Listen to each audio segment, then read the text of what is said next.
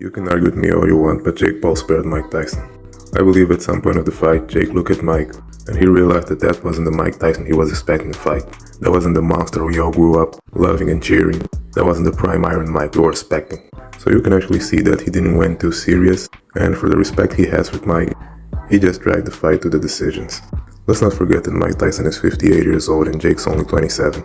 That's a 31-year-old difference. And we can all see that Mike wasn't well, man. He came in the ring with a kneecap. His balance wasn't there, his movements, reaction time, footwork, agility, it just wasn't there, man. In fact, I was actually surprised how he managed to go 8 rounds, man. But what really shocked me was the comments he gave after the fight about his condition in June. Mike said that he was so bad that he received 8 blood transfusions and lost 25 pounds. It's incredible how he was able to survive and get to the ring again.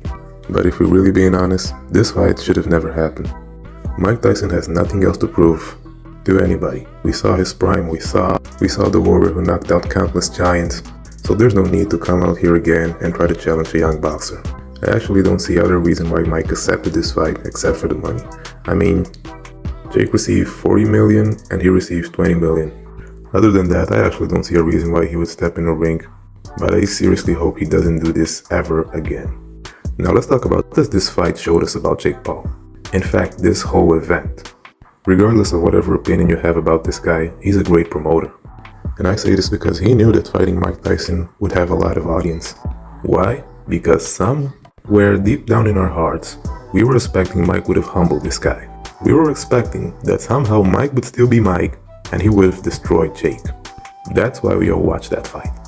And Jake knew that. He knew that people would be curious and he took full advantage of it.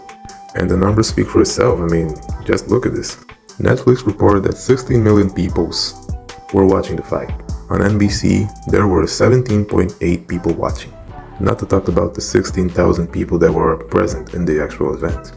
So regardless of whatever you want to say, this was actually a smart move by Jake. But let's all admit, we're all sick and tired of watching this guy run away from serious boxers. He's been fighting ex-YouTubers, ex-MMA fighters, ex-Olympic athletes, even Nate Robinson, an ex-NBA player. I mean, we want to see this guy fight with a serious boxer. He's ruining the sport for everybody, man.